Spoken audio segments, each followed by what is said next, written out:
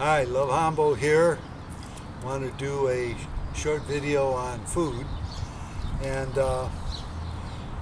went out and found myself some cattail roots. It's a little late in the season for them because, as you can see, there are already sprouts coming up. That means the sugars and starches in the roots aren't as good as they were, say, 2-3 weeks ago. I didn't film harvesting them because, as you might well imagine, it's very muddy, messy, wet work.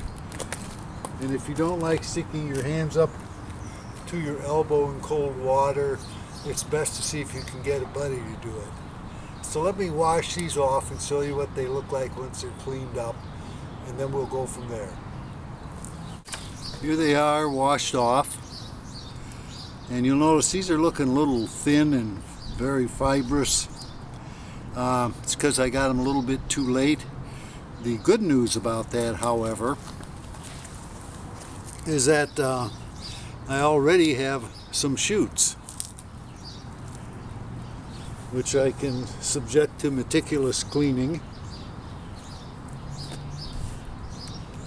And the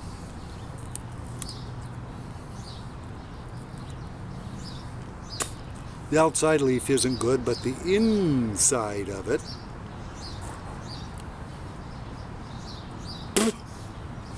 minus the mud tastes exactly like mung bean sprouts.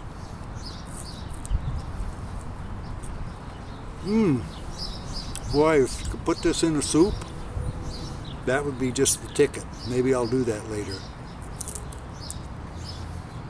without the mud. Then I'm going to see how the roots themselves, or rhizomes, taste prepared in a number of different ways. So stay with me and we'll see what we can come up with for dinner.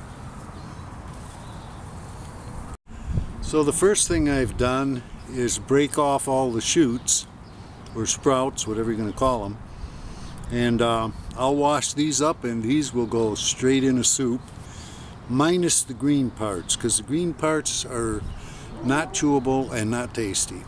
Now, although in introducing this I said I went out and dug up some cattail roots, that's true, but that's not what I'm after. These stringy things are roots, or rootlets. These nice thick things out of which these roots are coming is the rhizome, and that's where the carbohydrates are stored, the starch is, and if I'm not way too late, it'll have some sugar for quick energy in it.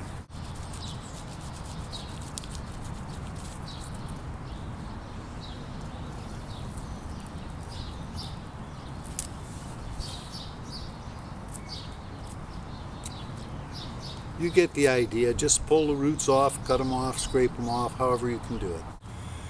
I wanted you to see that even though you saw what kind of mud and muck these came out of, when you slice into that, it's pure white in there. And that's what you're looking for. Pure, white, solid, starchy material. If it's mushy and full of water, you don't want it. Here they are, sliced up, or not sliced up, but peeled. I actually had a lot of not good ones in that bunch, so this is what's left. The ones on the left are going into the boiler to make a mashed potato substitute. The ones on your right are going to get fried up in something tasty. And I still have the shoots in there waiting for soup. There they are, fried up with some onions in olive oil. And we'll see how they taste. The onions are good.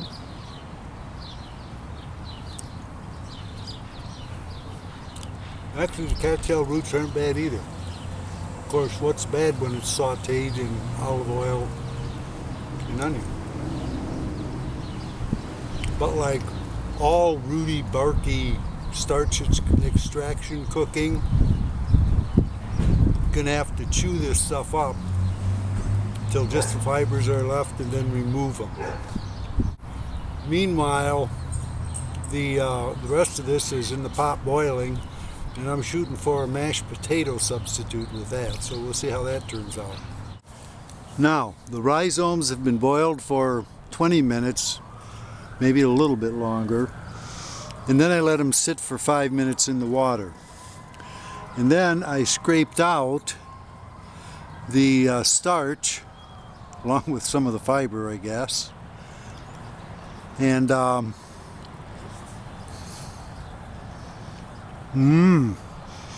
is actually very tasty. Now,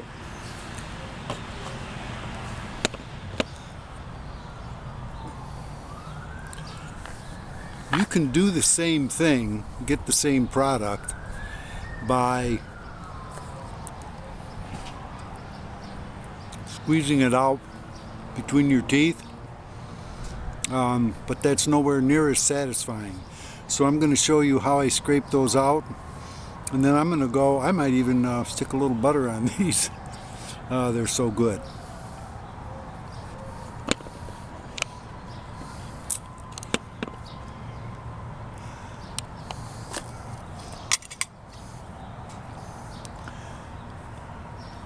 First, cut them in half.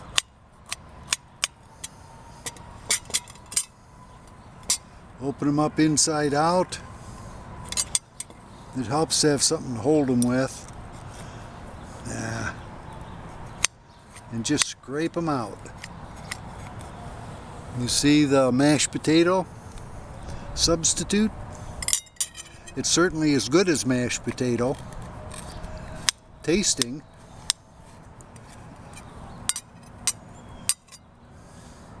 If you scrape very deep, as I'm doing, you also get a lot of the fiber. The fiber will not hurt you, but I don't know, how much sewing thread do you want in your digestive tract?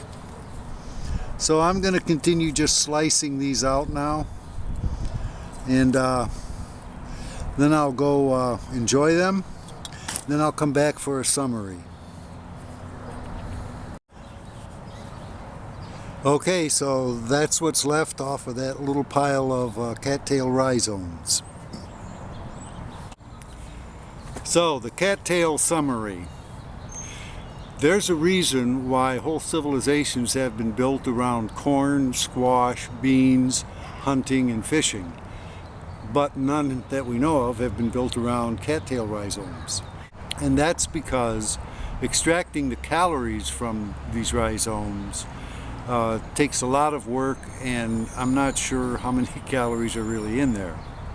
So if I were using this as survival food, about the only method I would really consider is boiling it and scraping it out to make survival mashed potatoes. You could do the same thing roasting it on coals, particularly if you roasted it wet, which means soak it in water and then wrap it in dock leaves, burdock leaves, basswood leaves or something, and let it roast there for 20-30 minutes. Then you probably could also scrape out the starch on the inside. So it's a good food for that. I'm not sure I would recommend any other way of using it for food, because you would not get the calories out that you have to put in for it. So that's it for cattails. I appreciate you being with me for the video, and I hope to see you on down the trail.